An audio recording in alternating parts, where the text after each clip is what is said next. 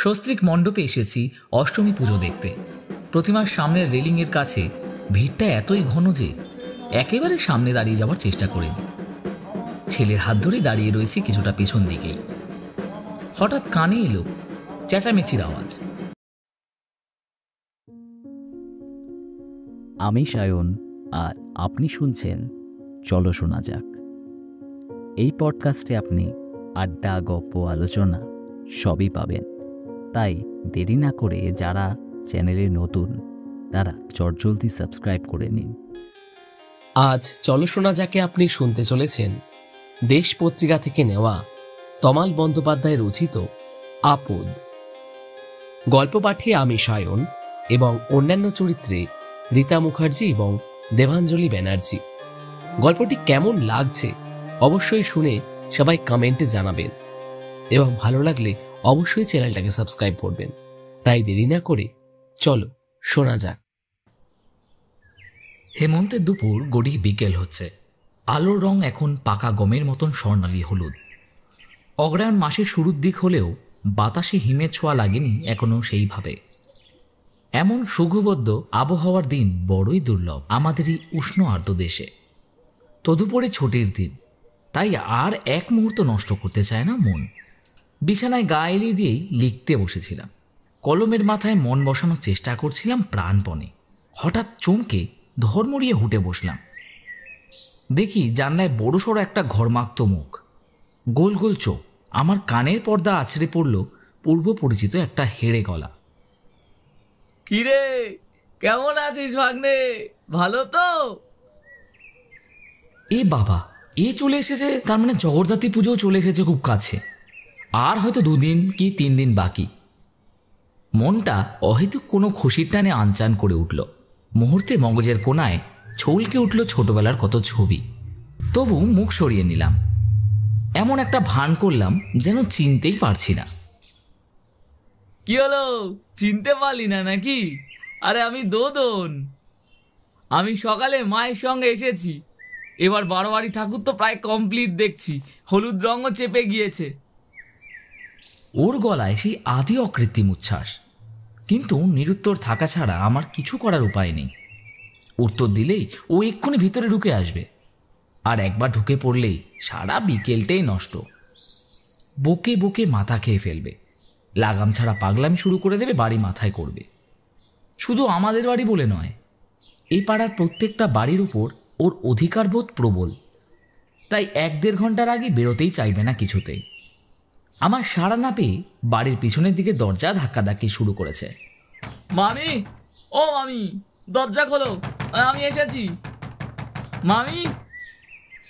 ও জানে না আমার মা বাড়ি নেই। মাসখানেকের জন্য দিদির বাড়ি সাঁতরাগাছি গিয়েছে। মা থাকলে এতক্ষণে দরজা খুলে দিত।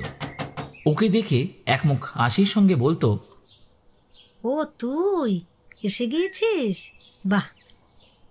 আর সঙ্গে সঙ্গে ও ঢক করে একখানা প্রণাম ঠুকে ভেতরে ঢুকে এসে বসে পড়তো চেয়ার টেনে নিয়ে। লজ্জা সংকোচের বালাই ছিল না কোনো দিনই। কেমন আছো, ভালো আছি ইত্যাদি ভূমিকা টমিকা ছাড়াই সপাটে বলতো, নাড়ু নিমকি বোধে কিছু আছে, দাও, বিজয়ার পর এলাম। যেভাবে পিছনে দরজা ধাক্কাচ্ছে, লোহার শিটে দুমদুম শব্দ করছে, তাতে নিশ্চল বসে থাকা অসম্ভব। তাছাড়া আশেপাশের লোকও কি না কি ভাববে, না খুলে উপায় নেই। তাই নিতান্তই অনিচ্ছায় বিছানা ছেড়ে উঠে এসে পিছনের লোহার দরজার গেটটা খুলে দাঁড়াতেই ঝড়ের গতিতে ভেতরে ঢুকে এলো। আমার পিঠের ওপর দিয়ে ওর লম্বা হাত দুটো ছুঁয়ে দিয়ে জড়িয়ে ধরলো আষ্টে পৃষ্ঠে। মামি, ও মামি, মামি করে গলা ছেড়ে ডেকে মাকে খুঁজতে লাগলো। ইতিউতি চোখ চালিয়ে জানতে চাইল বাকিরা কোথায়, মানে আমার ছেলে আর বউ। ছেলে তার মায়ের সঙ্গে আজ মামা বাড়ি গিয়েছে। আমার মা দিদির বাড়ি ইত্যাদি বলার ফাঁকে যে বেগে ঢুকেছিল সেই গতিতেই সিঁড়ি ভেঙে উঠে গেছে দোতলায়। সব কটা ঘর ঘুরে দেখছে। যে জিনিস বাড়িতে নতুন এসেছে সব নাড়াতে চাড়াতে লেগেছে। ছোটবেলার স্মৃতি ঝাঁপি খুলে বের করতে শুরু করেছে হাবিজাবি কত কিছু। প্রায় 1 ঘন্টা পেরিয়ে গিয়েছে, যাওয়ার আর নাম নেই। অবশেষে বিরক্তি হয়ে উঠে বললাম, বাড়ি যাবি না? এবার যা, অন্ধকার নেমে এলো তো প্রায়। যাবো, মিষ্টি ফিষ্টি তো কিছুই খাওয়ালি না, এতদিন পরে এলাম, কিছুই খাওয়াবি না? কবে দুর্গাপুজো চলে গিয়েছে, কালী পুজো, এত পরে নাড়ু ফাড়ু আর থাকে নাকি? এখন যা, জগদ্ধাত্রী পুজোর আগের দিনই মা বাড়ি আসবে, তখন আসিস, খাওয়াবো। আজ বাড়িতে খাওয়ানোর মতন কিচ্ছু নেই। আচ্ছা, বলে উঠে গিয়ে ঘুরে দাঁড়ালো। স্বভাবসিদ্ধ হরবরানের সঙ্গে এক নিঃশ্বাসে অনেক কথা বলতে গিয়েও ঢোক গিলল যেন। চোখের কোণটা সামান্য কুঁচকে বলে উঠল, জানিস না মনে হয়, মাস 6 হলো বাবা আর নেই রে। বড় ছেলে বলে কথা, কাজ আমিই করেছি, ন্যাড়া হয়েছিলাম, এর মধ্যে আবার সব চুল গজিয়ে গিয়েছে। এ বাবা, তাই? জানতাম না তো। চুপচাপ মাথা নিচু করে দোদন দরজা দিয়ে বেরিয়ে গেল। স্থির হয়ে দাঁড়িয়ে রইলাম ওখানেই। মগজে খোঁচা লাগতে ভেতরের দিক থেকে সাদা সাদা শান্ত সব উইপোকার মতন বেরিয়ে আসতে থাকে সব কথা। দোদন আমাদের এই পাড়ার নাম করা মৈত্রবাড়ির নাতি। এই তল্লাটের লোক যে বাড়িটাকে এক কথায় জমিদার বাড়ি বলে চেনে, ওর মায়ের ডাকনাম মিতু। ওই বাড়ির বড় কর্তার একমাত্র মেয়ে, একসময় টাউনের ডাক সাইটে সুন্দরী, আক্ষরিক অর্থেই ডানা কাটা পড়ি। গা ভর্তি ভারী গয়না আর সোনার মুকুট মাথায় পড়ে তার বিয়ে হয়েছিল বড় সরকারি ইঞ্জিনিয়ারের সঙ্গে, যিনি এই দোদনের বাবা। কিন্তু তাদের এই প্রথম সন্তানই পাগল। সেই দুঃখে এর মা শ্বেত পাথরের মতন কঠিন আর নিশ্চুপ হয়ে গিয়েছিলেন। সাজগোজ বন্ধ করে দিয়েছিলেন চিরকালের মতন। হতাশাগ্রস্ত হয়ে ওর বাবা শুরু করলেন অপরিমিত মদ্যপান। ভদ্রলোক রাতে বাড়ি ফিরে দোদনকে মেরে মেরে কালছিটে ফিরে দিতেন গায়ে। কখনো কখনো বেল্ট খুলে মারতেন, ঠেকাতে গেলে হাত তুলতেন ওর মায়ের গায়েও। পরে আরও এক সন্তান নিলেও প্রথম সন্তানের ব্যর্থতাকে ওরা মেনে নিতে পারেনি কিছুতেই। সেই দোদনের বয়স এখন প্রায় 50 তো ছুঁয়েছে বটেই। আমার চেয়ে বেশ 6-7 বছরের বড়। প্রতি বছর জগদ্ধাত্রী পুজোয় মায়ের সঙ্গে মামার বাড়ি আসে। মামার বাড়ি বলতে শুধু ওই এক জমিদার বাড়ি নয়, পুরো পাড়াটাই ওর কাছে মামার বাড়ি। পাড়া শুদ্ধ সব লোকজনই ওর মামা না হয় মামি। তাদের ছেলেমেয়েরা ভাগ্নে আর ভাগ্নি, বয়স্করা দাদু দিদা, সবার নাম জানা। সবাইকে ডেকে ডেকে কথা বলবে। কেউ এড়িয়ে বা পাশ কাটিয়ে বেরিয়ে যেতে চাইলেও রক্ষে নেই, ঠিক চেপে ধরবে তাকে। কি হলো, চিনতেই পারছো না মনে হচ্ছে? তাতে কেউ বিরক্ত হলে বা খারাপ ব্যবহার করলেও কিছু মনে করে না। কে জানে, মনে করার মতন কোনো মন ওর আদৌ আছে কি?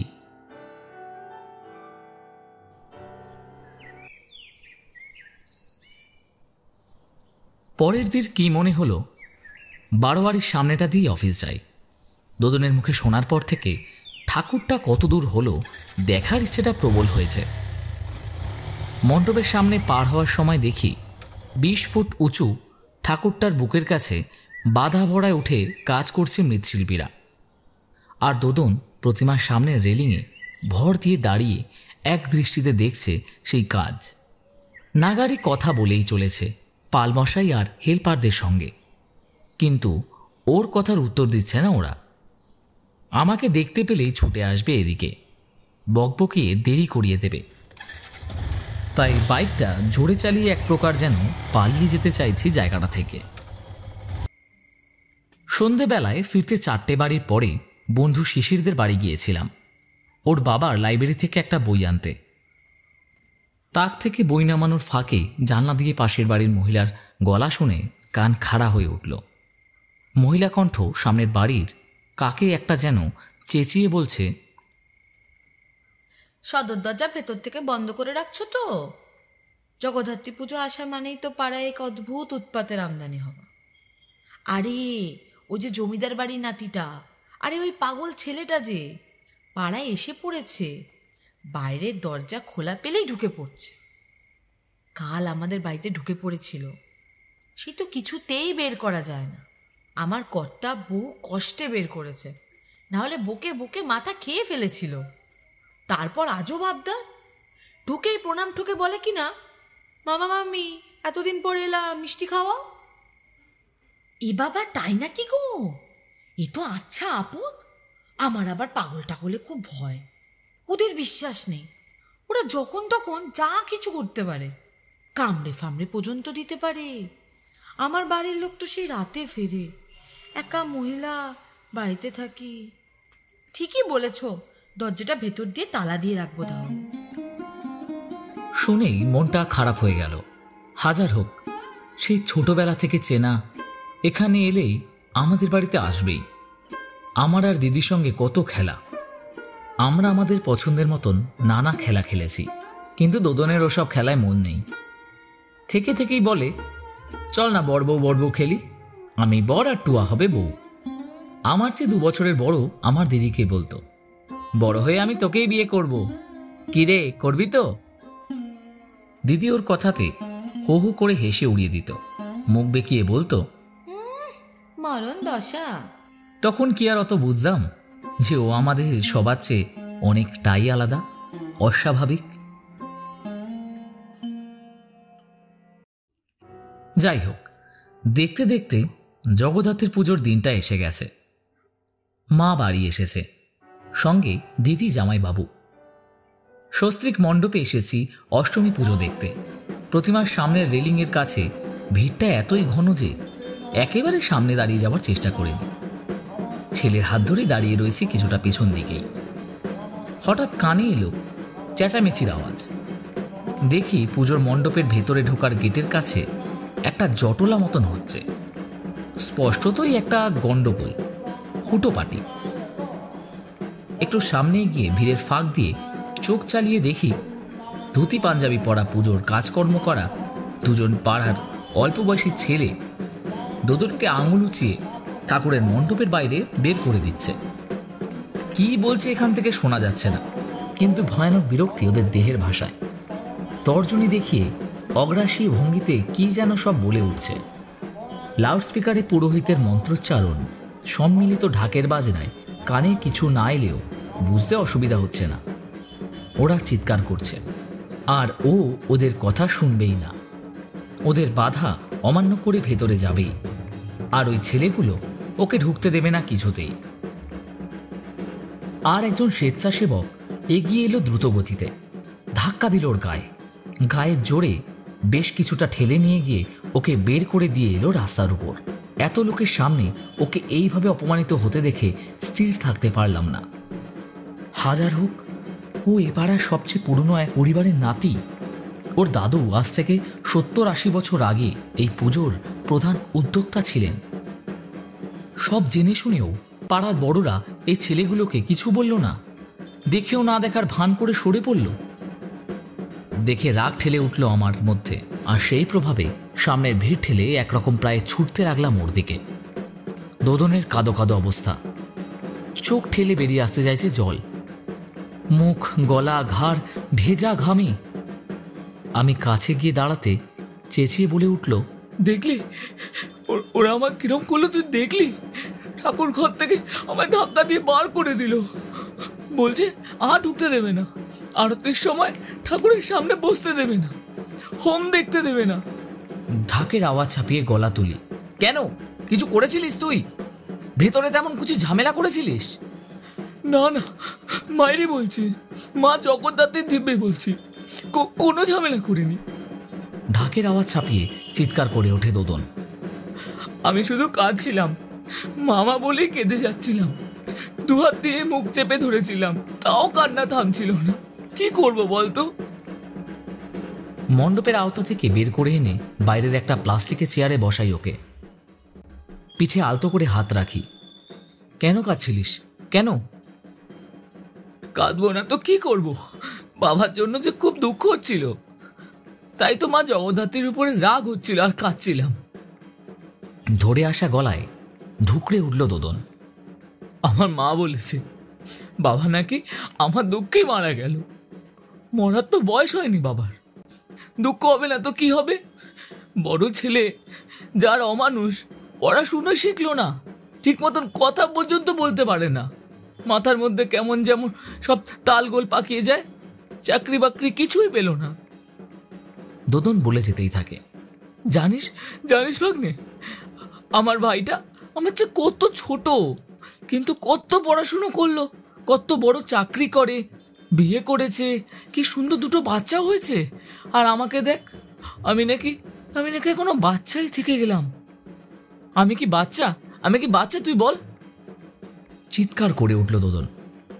নিজের উপর অনেক কালো জমানো রাগে অভিমানেই যেন গলা খাকড়ে উঠল। কিছুক্ষণ চুপ করে থেকে আমি বলি, তোর বাবার জন্য কাঁদছিলিস? কিন্তু তোর বাবা যে শুনেছি তোকে খুব মারতো, মেরে মেরে কালশিটে দাগ ফেলে দিত, বেল্ট খুলেও নাকি মারতো মাঝে মাঝে। ঠিকই তো, মারবে না তো আদর করবে নাকি? আমি বড় হয়ে গেলাম, তাও কিচ্ছুটি করতে পারি না। এত বড় ছেলে, তাও সব কিছুতে ভুল করি।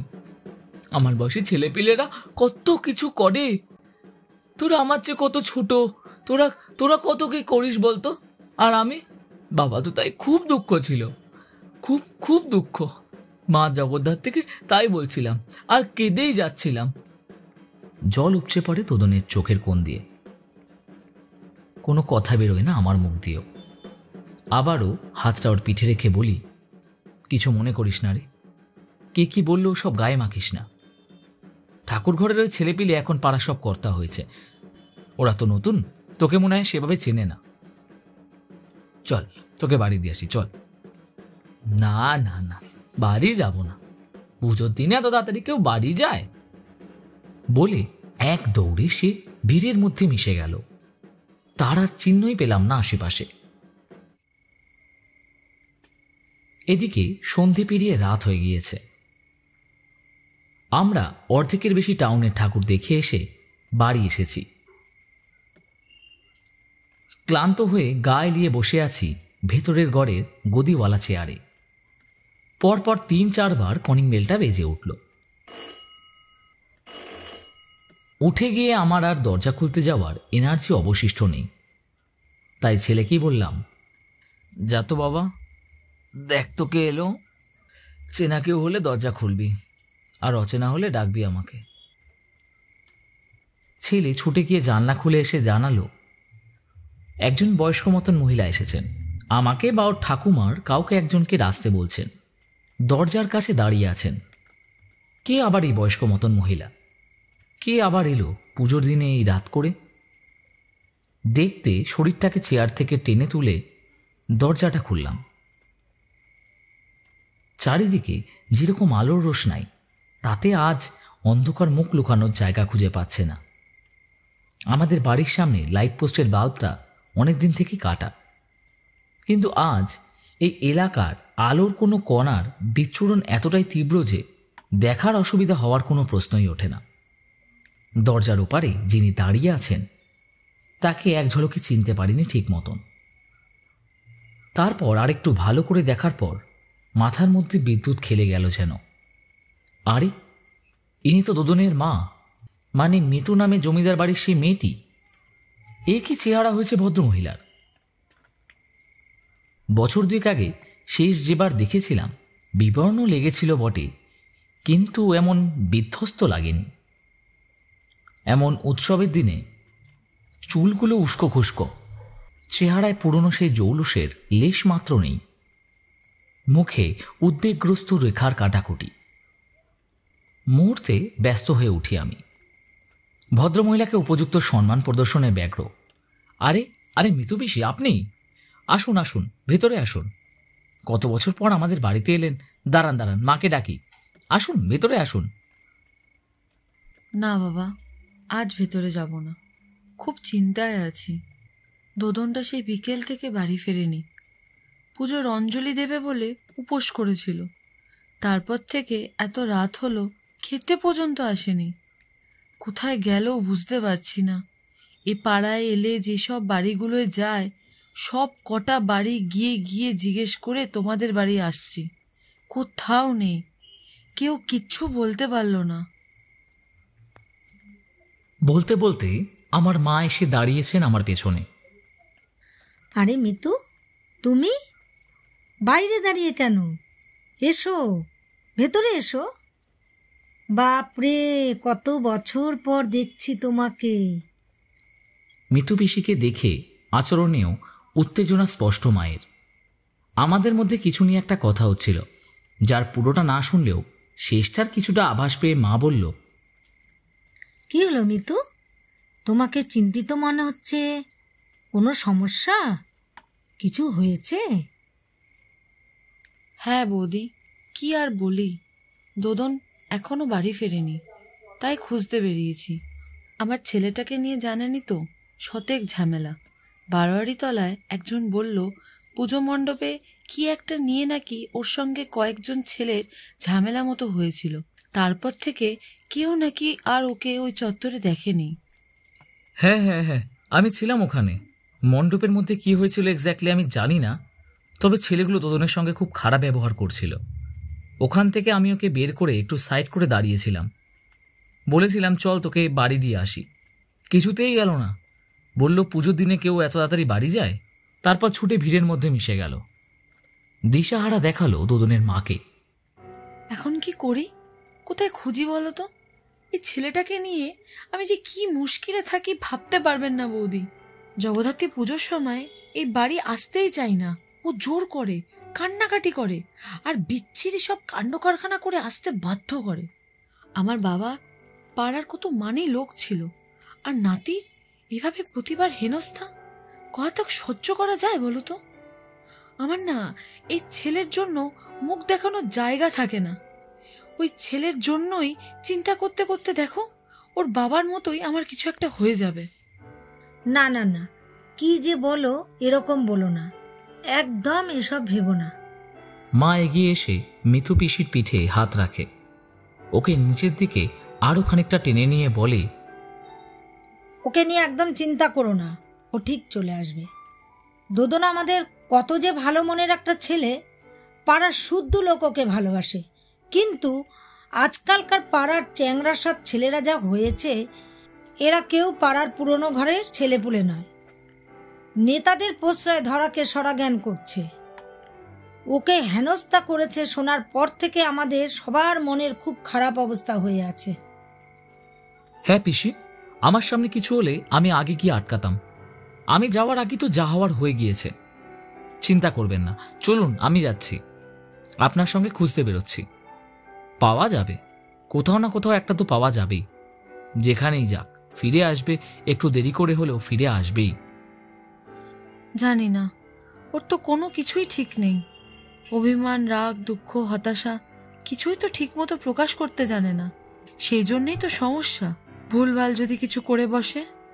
মিতু পিসির গলায় আতঙ্ক, কথার ইঙ্গিত বুঝে দুদিকে ঘাড় দুলিয়ে বলে, মা বালাইসার, না না, কিছু করবে না। ও একেবারে অন্যরকম ছেলে। ওকে তো সেই ছোট্টবেলা থেকেই দেখে আসছি। ও সব সময় খারাপ খারাপ কিছু করবার মতন ছেলে দোদন একেবারেই নয়। দুশ্চিন্তা করো না তো, ঠাকুরের ওপরেই ভরসা রেখো। জড়ো করা হাত কপালে ঠেকিয়ে মা আকাশের দিকে তাকায়। ঠাকুরের উপর ভরসা আমার অনেক কাল আগেই চলে গেছে। যাই হোক, এবার বেরাই, দেখি বোস্টম পাড়া আর কমলা বাগানের দিকটা। ওদিকেও তো কোথায় কোথায় যায় শুনেছি। ওদিকগুলো চক্কর দিয়ে দেখি খুঁজে পাই নাকি। যতক্ষণ চোখের দেখা না দেখতে পাচ্ছি ততক্ষণ কি আর স্বস্তি আছে? হ্যাঁ হ্যাঁ, যাও যাও, আমাদের বাপ্পাকে নিয়েই যাও। দুজনে মিলে খুঁজে দেখো কোথায় গেল। আবার কোথাও নিশ্চয়ই বসে আছে, ঠাকুর দেখছে হয়তো। পুজোকালের দিন ও তো ঠাকুর দেখতে খুব ভালোবাসে, ঠাকুর দেখার নামে পাগল। দিনের বেলায় ঠান্ডা সেভাবে না থাকলেও রাতের হাওয়ায় শিরশিরে একটা ভাব জেগে উঠছে দু একদিন হলো। কিন্তু মিতু পিসির গায়ে পাতলা একটা শাড়ি, হালকা একটা চাদরও নেই গায়ে, পায়ে সরু ফিতের একজোড়া হাওয়াই চটি। এইরকম মানসিক অবস্থায় ঠান্ডা লাগার কথা মাথায় হয়তো নেই। দিশেহারা গতিতে সামনের দিকে হাঁটছেন আর এদিকে ওদিকে তাকাচ্ছেন এলোমেলো। যেমন হনহনিয়ে হাঁটছেন, তাল মিলিয়ে চলা মুশকিল হয়ে পড়ছে। ফুসফুসে অনেকখানি হাওয়া ভরে নিয়ে বলছি, আচ্ছা ওর কাছে কোনো মোবাইল ফোন টোন নেই? না, কতবার যে জোর করে একটা ফোন ওর পকেটে দিয়ে দেওয়ার চেষ্টা করেছি, কতবার যে হারিয়ে এসেছে তার আর ঠিক আছে। কয়েকবার এদিক ওদিক ফেলেও দিয়ে এসছে। এবারে এখানে আসার পরেও একটা ফোন দেবার খুব চেষ্টা করেছিলাম, কিন্তু ওর খুব গো, কিছুতেই নিল না। নেবে না তো নেবেই না। কদমতলা পেরিয়ে শর্টকাটে পাড়ার অন্যদিকে ঢুকতে একটা মাঠ পেরোতে পেরোতে দোদনের মা বললেন, আজকাল এ পাড়ায় তো একটা আপদ হয়ে উঠেছে। কিন্তু আগে তো পরিস্থিতি এতটা খারাপ ছিল না। ছোটবেলায় যখন আমার সঙ্গে পাড়ায় আসতো, সবার কাছে এত আদর প্রশ্রয় পেত, সেই থেকে ভালোবাসা পাওয়ার বদ অভ্যাস হয়ে গেছে। এখন এতটা বয়স হয়ে গেছে, বাড়িতে তো আর দরজা বন্ধ করে আটকে রাখতে পারি না। একটু ঢিল দিলেই বেরিয়ে পড়ে, সারা দিন এদিক ওদিক ঘুরে বেড়ায়, আর পাড়ার লোকের বাড়ি ঢুকে উৎপাত করে।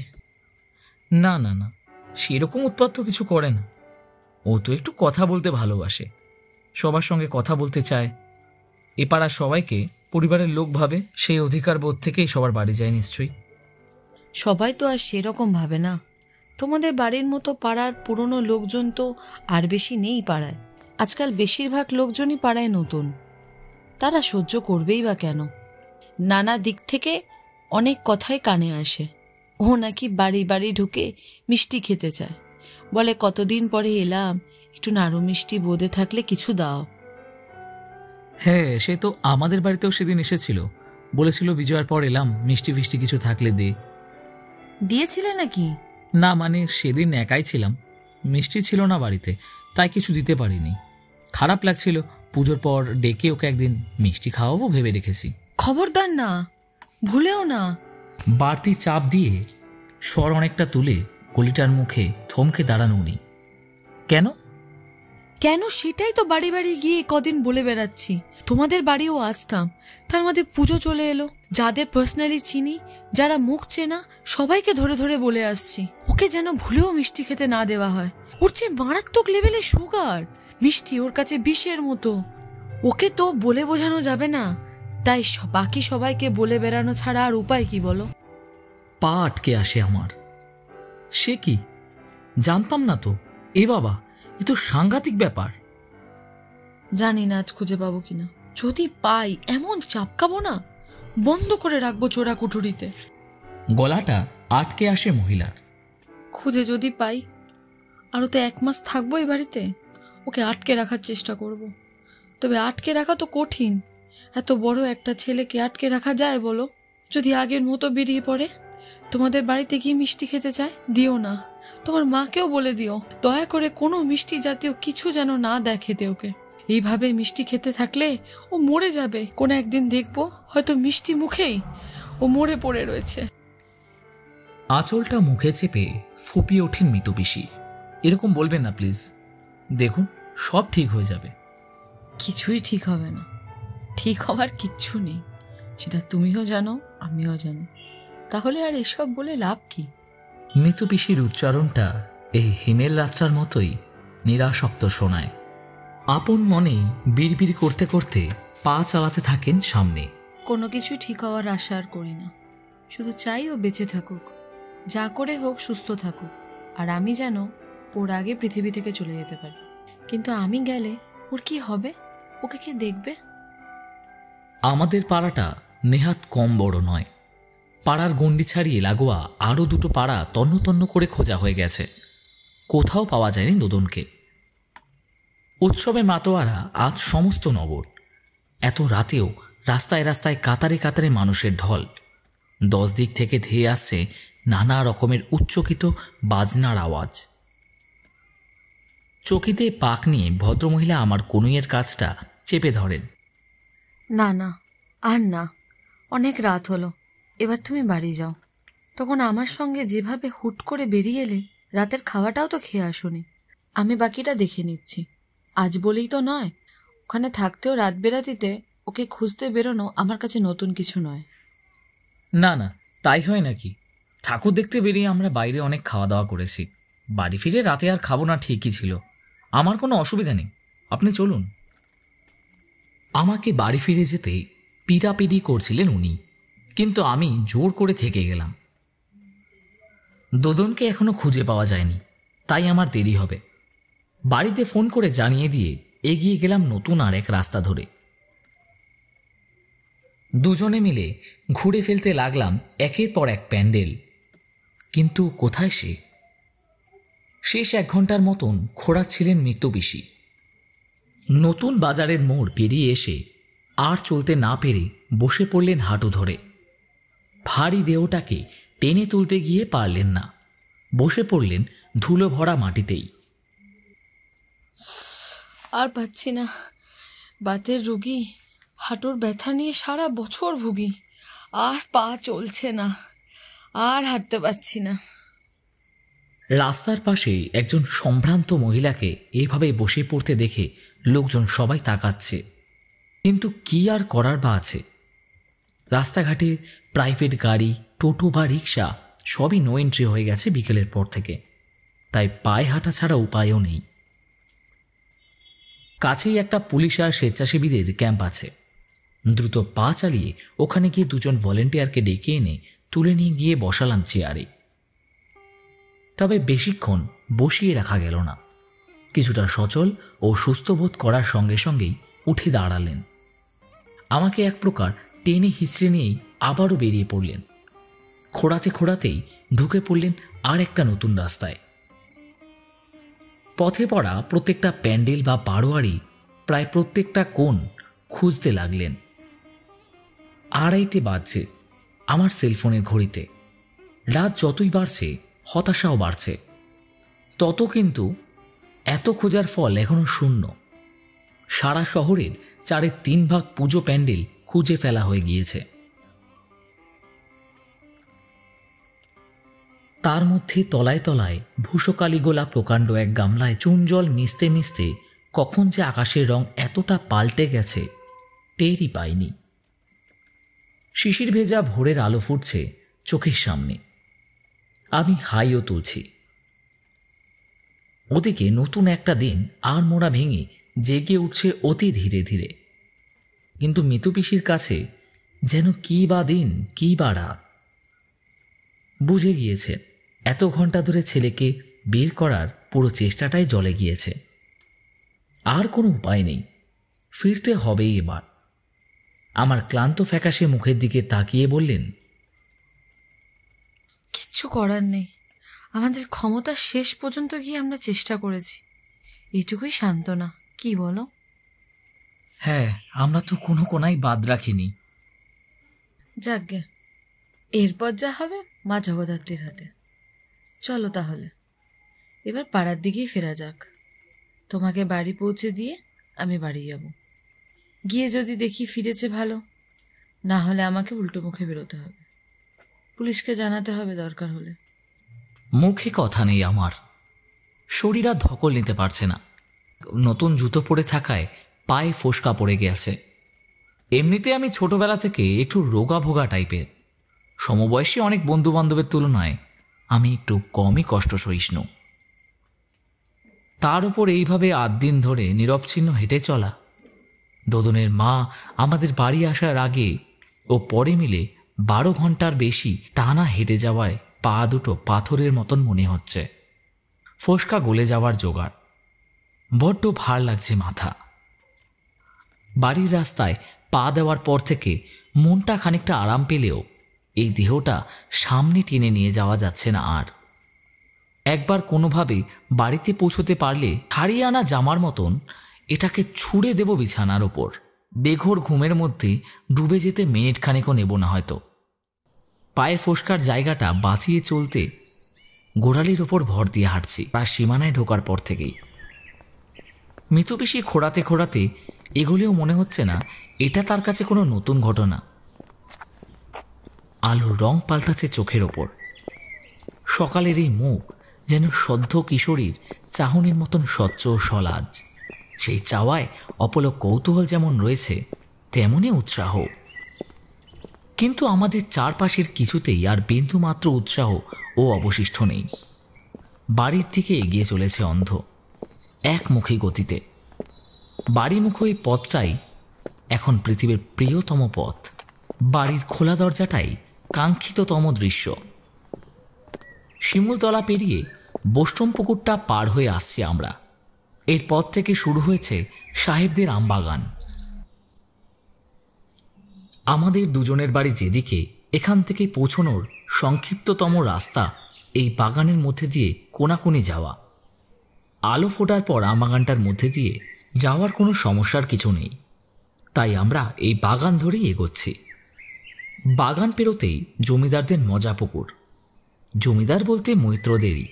অতএব মিতু পিসিদেরই পুকুর। এর পাশেই ওদের পুরনো দিনের ভাঙা বাড়িটা পড়ে আছে পরিত্যক্ত হয়ে। পাড়ার লোকে ওটাকে পোড়ো জমিদার বাড়ি বলেই জানে। 70-এর দশকে নকশালরা এই বাড়িটায় আগুন ধরিয়ে দিয়েছিল তাদের জমিদার জোতদারদের বাড়িতে হামলা অভিযানের অংশ হিসেবে। তারপর থেকে ওদের পরিবার এই বাড়ি ছেড়ে নতুন বাড়িতে উঠে আসে। যাই হোক, মিতু পিসি বাড়িটার দিকে তাকিয়েই চোখ সরিয়ে নেন।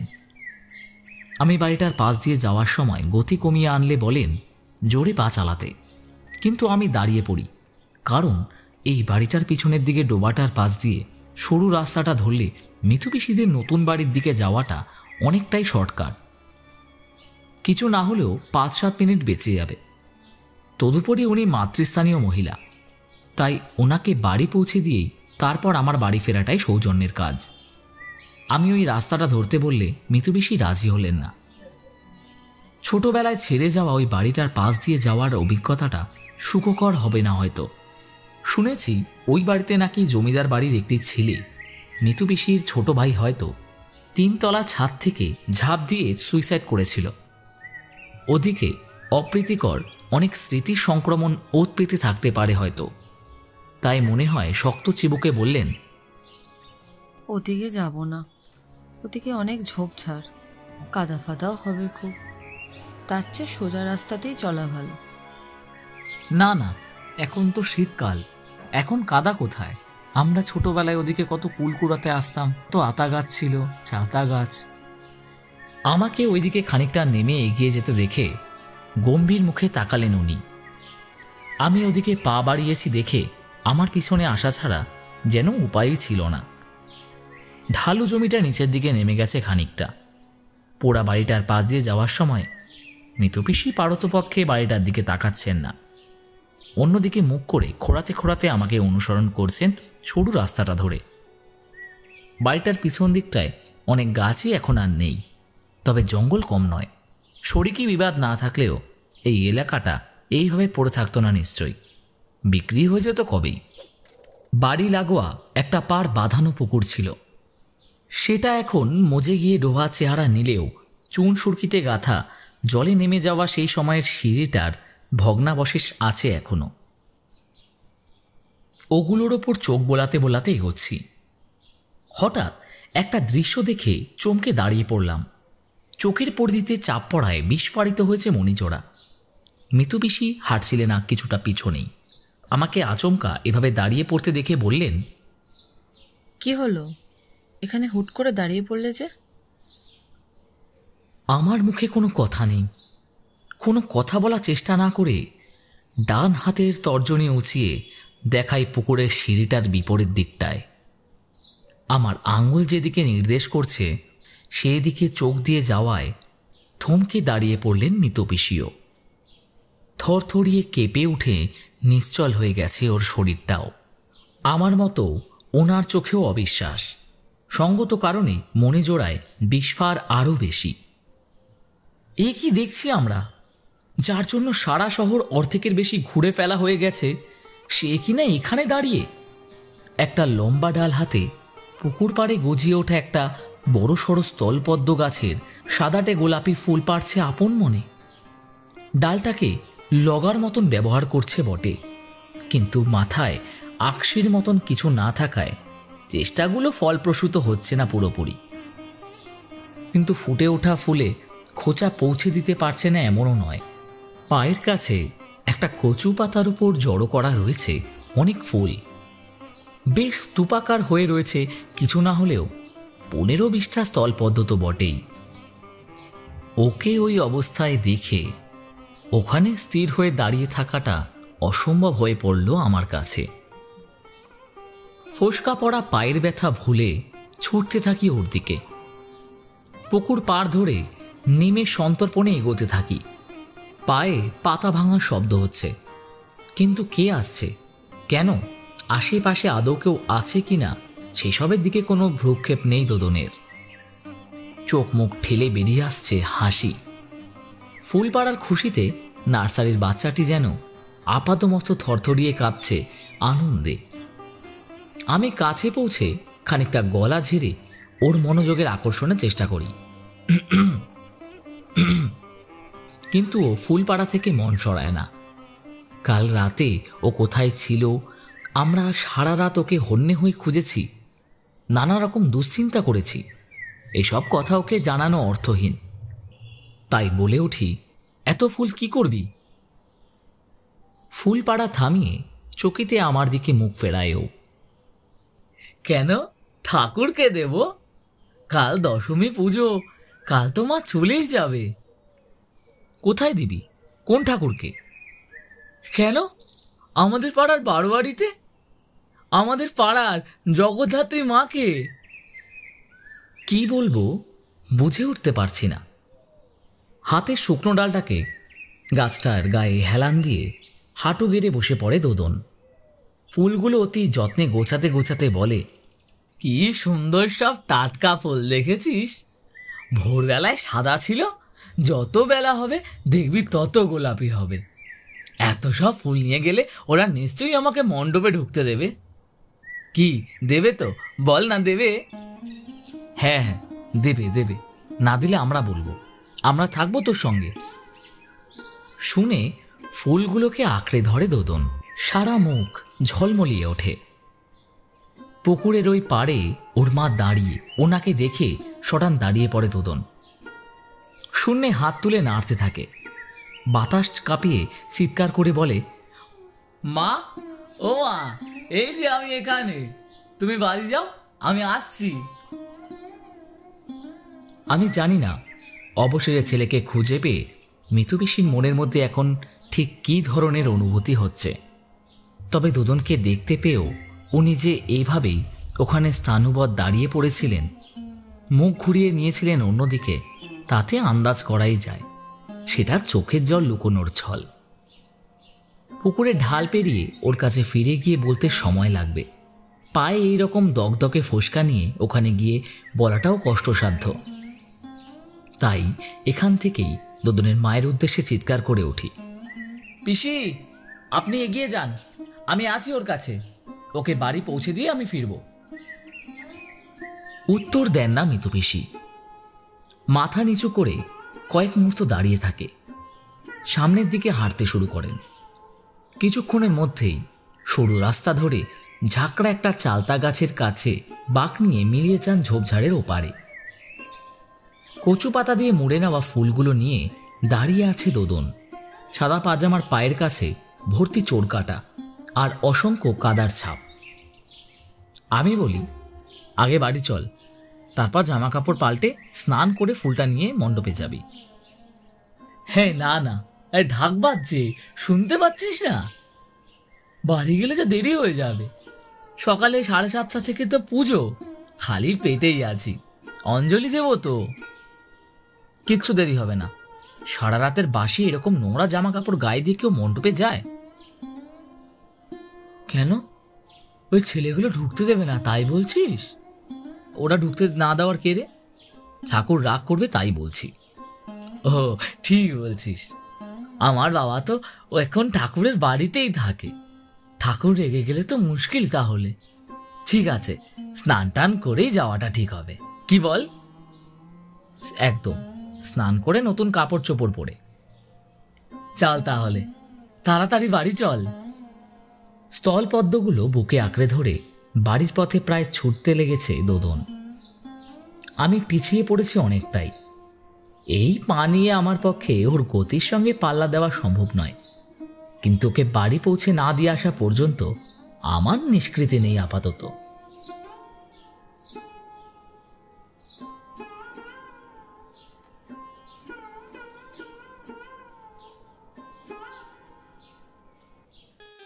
এতক্ষণ চলো শোনা যাকে আপনি শুনছিলেন তমাল বন্দ্যোপাধ্যায়ের লেখা আপদ।